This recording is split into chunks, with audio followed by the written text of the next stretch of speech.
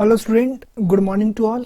तो cyber ethics की second class में आज हम लोग साइबर एथिक्स को आगे पढ़ेंगे, जिसमें cyber stacking, cyber bullying, hacking, इस तरह के जो टॉपिक्स मैंने पिछले क्लास में आपको बताए थे कि इसके बारे में हम आगे पढ़ेंगे। तो आज हम उसी टॉपिक्स को पढ़ने वाले हैं। और पिछले क्लास में मैंने आपसे एक सवाल भी पूछा था, when was the first cyber crime happened in India. India में फर्स्ट टाइम साइबर क्राइम कब हुआ था? तो इसका जवाब होगा 1992। सबसे फर्स्ट टाइम इंडिया में कोई साइबर क्राइम हुआ था तो वो 1992 में हुआ था।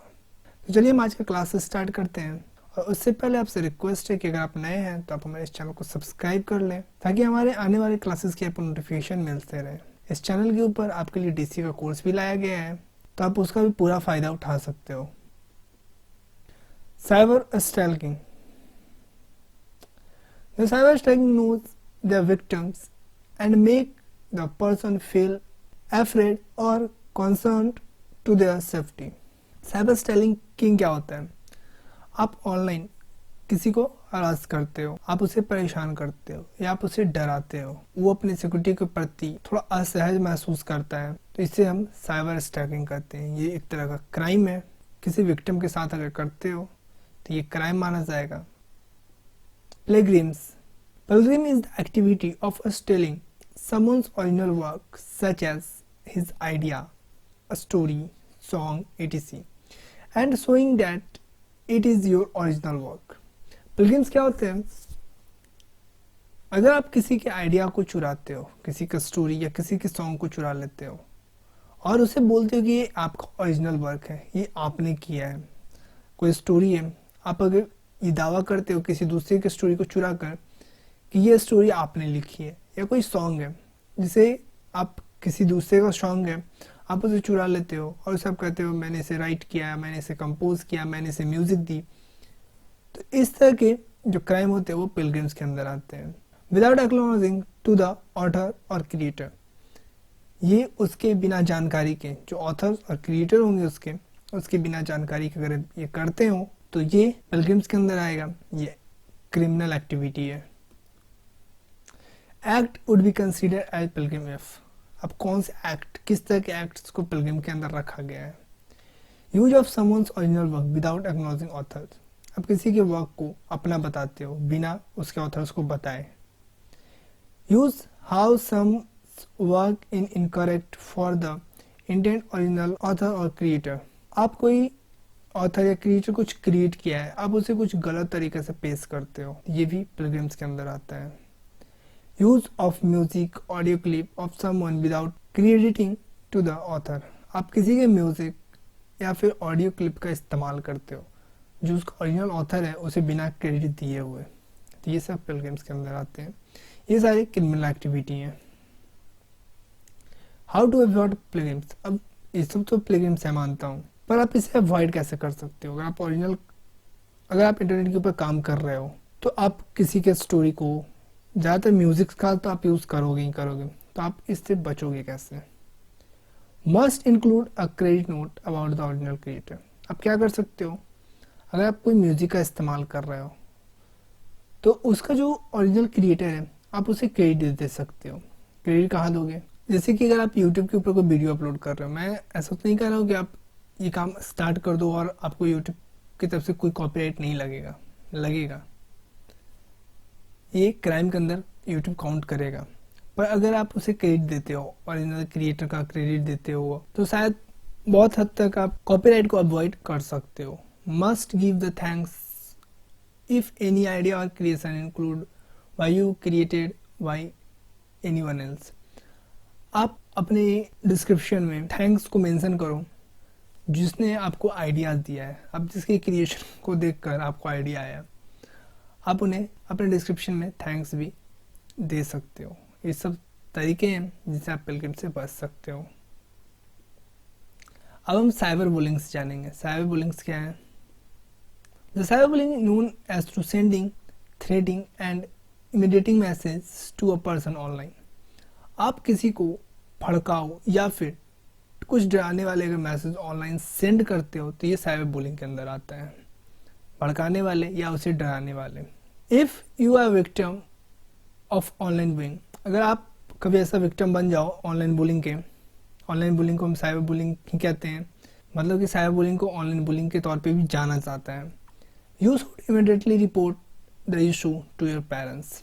आपको इस इशू के बारे में आपको अपने पेरेंट्स को बताना चाहिए। अगर आपको कोई भड़काने वाले मैसेज सेंड कर रहा है या फिर आपको कोई गाली दे रहा है, आपको बहलाने फुसलाने या बहकाने की कोशिश कर रहा है, तो आप ऐसे में तुरंत अपने पेरेंट्स को इसके बारे में बताओ and also block that person, और उसके बाद तुरंत ही उस पर्सन को ब्लॉक कर दो। You can also report the matter to police with the help of your parents. आप अपने पेरेंट्स की मदद लेकर इस मैटर के बारे में पुलिस को भी इन्फॉर्म कर सकते हो। हैकिंग। अब हैकिंग क्या होता है? Hacking is of two type. Hacking को दो टाइप्स में बांटा गया है, व्हाइट हैट हैकिंग और दूसरा ब्लैक हैट हैकिंग। तो भाई सबसे पहले व्हाइट हैट हैकिंग के बारे में जानते हैं। Hacking with the permission of the owner of the system is called white hat hacking. अगर हम कोई हैकिंग सिस्टम के ऑनर, मतलब मेरा कंप्यूटर है या मेरा डाटाबेस है और उसका मैं मालिक हूँ, और अगर कोई हैकर्स उसे मेरे परमिशन के द्वारा, मेरे परमिशन पाने के बाद अगर उसे हैक करता है, तो उसे हम व्हाइट हैट हैकिंग कहते हैं। And this hackers are called white hat hackers. और इस तरह जो हैकर्स होते हैं, जो परमिशन लेकर आपकी परमिशन लेकर ही आपके सिस्टम को हैक करते हैं, उसे हम व्हाइट हैट हैकर कहते हैं। Sometimes some company employ hacker to hack their database. कभी कभी क्या होता है, कुछ कंपनी हैकर्स को एम्प्लॉय करते हैं, अपने कंपनी में हैकर्स को काम देते हैं टू हैक देयर डाटाबेस। वो हैकर्स क्या करते हैं, उनके डाटाबेस को हैक करते हैं so that the loophole and drawback in the security में बी डिटेक्टेड। इससे क्या होता है, इससे जो उनके डाटाबेस होते हैं उसमें जो लूप होल्स होते हैं, उसमें जो ड्रॉबैक, जो कमियां होती है, उन्हें वो ढूंढ पाते हैं। उनके सिक्योरिटी में जो लूप होल, जो ड्रॉबैक रह जाते हैं, उन्हें वो हैकर्स ढूंढते हैं और उसे डिटेक्ट करते हैं एंड रिजॉल्व इट, और उसे सॉल्व भी करते हैं कि अगर हम इसे अवॉइड कैसे कर सकते हैं, जो लूप होल्स हैं, जो ड्रॉबैक हैं, उसे हम कैसे अवॉइड कर सकते हैं। ऑन अदर हैंड, वहीं दूसरी तरफ ब्लैक हैट हैकर्स। अब हम ब्लैक हैट हैकर्स के बारे में जानते हैं। Black hat hackers hack the system for personal gain. ये क्या करते हैं, इस सिस्टम को हैक करते हैं अपने पर्सनल प्रॉफिट के लिए। And they try to steal sensitive personal information. और ये क्या करते हैं, पर्सनल इंफॉर्मेशन को चुराने की कोशिश करते हैं। Like credit card data, credit card के डाटा को चुराना चाहते हैं, ऑनलाइन पासवर्ड को चुराना चाहते हैं, etc। इस तरह के और भी बहुत सारे डाटा होते हैं जो ब्लैक हैट हैकर्स चुराना चाहते हैं। This hackers are also known as crackers. इन जो हैकर्स हैं उसे हम लोग क्रैकर के तौर पे भी जानते हैं। And their hacking is known as black hat hacking. और ये जो क्रैकर्स होते हैं, उनकी जो हैकिंग होती है उसे हम लोग ब्लैक हैट हैकिंग कहते हैं। वो हैकिंग जो पर्सनल गेन, जो सेंसिटिव डाटा को चुराने के लिए किया जाता है, उसे हम ब्लैक हैट हैकिंग कहते हैं। जबकि वो हैकिंग जो ऑनर के परमिशंस के द्वारा उसके डाटाबेस को हैक करके उसके लूप होल को ढूंढने और उसके ड्रॉबैक को दूर करने के लिए किया जाता है, उसे हम व्हाइट हैट हैकिंग कहते हैं। हैकर्स में हैक योर सिस्टम। हैकर्स जो हैं वो आपके सिस्टम को भी हैक कर सकते हैं। If you not following security measures, अगर आप सिक्योरिटी के जो मेजर्स हैं उसे आप फॉलो नहीं करते हो तो for your system it is good to install antivirus. ये अच्छा है कि आप अपने लैपटॉप, अपने सिस्टम के ऊपर एंटीवायरस को इंस्टॉल करो एंड हाई सिक्योरिटी फायरवॉल्स, और अपने सिस्टम के ऊपर एक हाई सिक्योरिटी फायरवॉल जरूर रखो। अब हम पेजिंग की बात करते हैं। Paging means extracting personal information from people by distributing a credible company and sending emails on their behalf. Paging का क्या मतलब होता है, किसी के पर्सनल इंफॉर्मेशन को निकालना।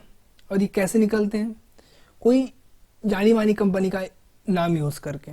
जैसे कि अगर आपके पास एक फॉर्म आए ईमेल के द्वारा, यहाँ पे देखिए सेंडिंग ईमेल के द्वारा ही किया जाता है ये, ईमेल के द्वारा, और उसमें आप उसे देखो तो आपको ऐसा लगे कि जैसे वो फ्लिपकार्ट के द्वारा आया हुआ है, या फिर वो आपके शॉपक्लू या फिर अमेजोन की तरफ से आया हुआ है, और वो आपसे कुछ पर्सनल इन्फॉर्मेशन मांग रहे हैं।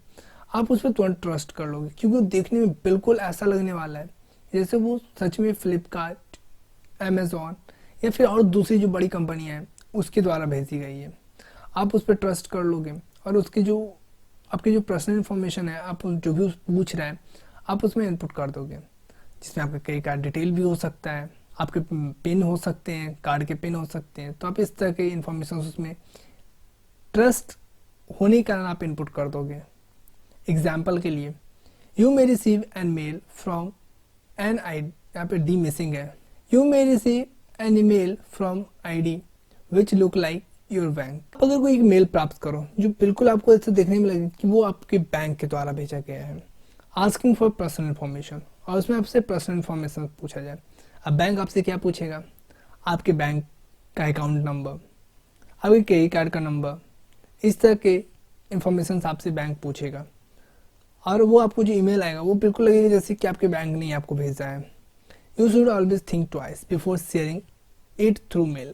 अब इस तरह के डाटा को शेयर करने के लिए अगर आप इस तरह से कभी आपके पास आता है तो आप 2 बार जरूर सोचो, क्योंकि ये हो सकता है it could be paging attack, ये आपके ऊपर पेजिंग अटैक हो सकता है। स्पैमिंग। अब स्पैमिंग क्या होता है? The act of sending huge number of unwanted email to multiple recipient at the same time to known as spam. ये क्या होता है? दिस ईमेल्स में contain some offers, winning lottery. अब वो कई बार क्या होगा कि अनवांटेड आपको मेल्स आएंगे, वो एक साथ कई लोगों को एक समय पे भेजा जाता है।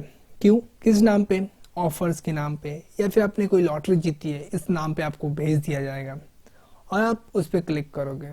उस पर जैसे क्लिक करोगे आपके पूरे कंप्यूटर के ऊपर वायरस स्प्रेड हो जाएंगे। Spamming is the most common way of spreading virus bye internet. Spamming एक बहुत ज़्यादा यूज करने वाला तरीका बन चुका है इंटरनेट के थ्रू वायरस को स्प्रेड करने में। हैकर्स क्या करते हैं? इंटरनेट के थ्रू वायरस को आपके कंप्यूटर तक भेजते हैं और फिर उसे आसानी से हैक कर लेते हैं। प्रोहिबिटेड और इलीगल कंटेंट। अब हम जानते हैं प्रोहिबिटेड और इलीगल कंटेंट क्या है। Offensive content like sexual activity between adults, video with instant violent and video of crime activity. उस तरह के कंटेंट जिसमें सेक्सुअल एक्टिविटी हो या फिर वो वीडियो वायलेंस, भड़काऊ हो, या वीडियो ऑफ क्रिमिनल एक्टिविटी, या कोई ऐसा वीडियो जो क्रिमिनल एक्टिविटी को दिखाता हो, आर इलीगल कंटेंट, वो इलीगल कंटेंट है।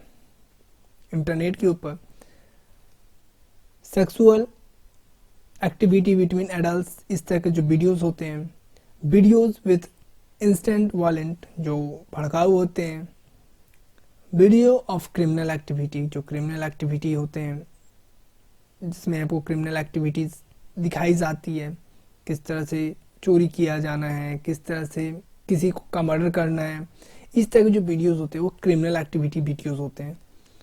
तो ये सब इलीगल कंटेंट है। This material advocating terrorism related act and child exploitation, ये सब जो है आतंकवादी गतिविधियों को बढ़ावा देते हैं, चाइल्ड एक्सप्लॉयशन को ये सब बढ़ावा देते हैं।